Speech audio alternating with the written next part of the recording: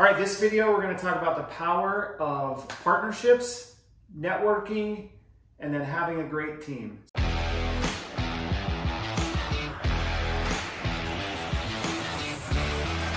So I'm here standing at Unit 1 of our newly completed and now furnished for an Airbnb rental of our Axiom townhomes near downtown Salt Lake City.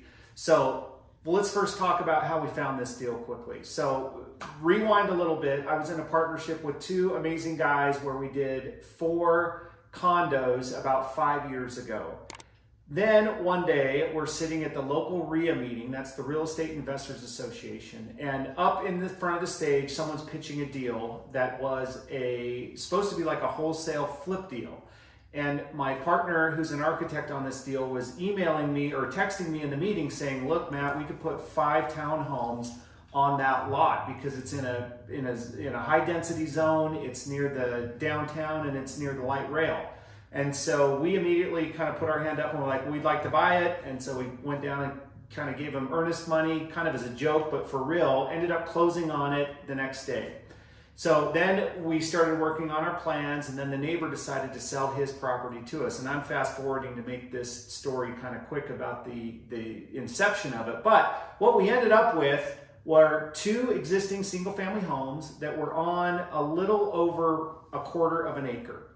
And we ended up getting a plan approved with the city for 10 future townhomes. And you can see what these look like now, and you can see what we started with the 2 homes and then with the final product. So this is really cool because this deal came from an existing partnership, collaborative minds in the same room, seeing the same deal being presented that was supposed to be just a fix and flip opportunity.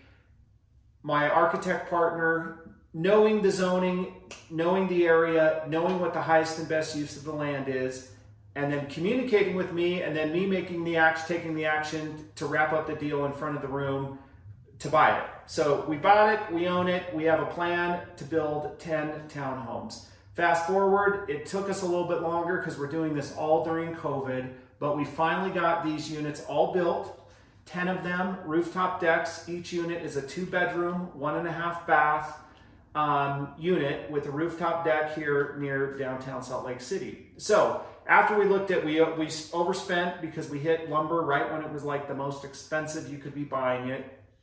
Some of our other labor costs went up. The delays in construction caused our interest accrual to go up. And then I can share all the numbers with you if you want in another video, or we'll do an appendage on this video. But we basically ended up all into each unit about $329,000. That included land, hard costs, development costs, soft costs as far as interest, closing costs with the title company, commissions, all that kind of stuff. We were all in at about $329,000.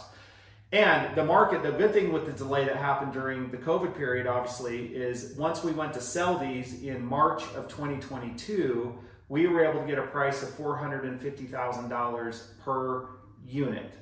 So what we did was we sold 7 of the 10, we kept 3, and by selling 7, we basically were able to pay off all of our debt, all of our land, all of our interest, and we ended up with 3 units, not quite free and clear, but pretty darn close to being free and clear. So this is where the team came into place because we had 3 partners on this deal, myself, architect, and then the builder. And we really did not overlap in any of our skill sets. We collaborated together a bunch to make sure we were on the same page, but I helped arrange for the takedown of the land, the financing, kind of the vision of things. Architect, he did all the work with the city, designed the plans, had input along the way as far as, what our partner that was the builder needed to complete the buildings. And then obviously our building partner took it from building permit to final inspection. And then on my side, my real estate team of Maria, she helped us get these sold, communicated with the buyers. And then what was cool is now we're left with 3 units free and clear. We have not taken any profit in these, but we're sitting on basically $1.3 million in equity. And so instead of selling these last 3, what we decided to do is we got a bank loan from a local credit union, and we got a $250,000 loan on each of the 3 remaining units with a resulting payment obligation of about $1,600 a month. So now what we've done is in 2 of the 3 that we kept, we have long-term renters in there. We have rents coming in at about $1,900 a month. And then on this unit that I'm in right now, we're doing Airbnb, and we are projecting to probably net closer to $200 to $2,100 a month. So what's really cool about this is we harvested some of our profit by doing a cash out refinance. So we're not paying taxes. We still have a ton of equity in these units. And then with the little extra money that we just pulled out, which is about $750,000, we did take a few little chips off the table to reward us for our efforts. But basically what we're doing is now we're plowing the rest of this equity and proceeds from our refinance into another 10-unit project that we have right around the corner. And so it'll be kind of fun to rinse and repeat and see this happen all over again. So just to recap, having amazing partners that you can communicate with well, that you're on the same page with, being in groups where deals are happening and networking, and also knowing the highest and best use of the areas that you're focused in, and then having a great team to execute on it.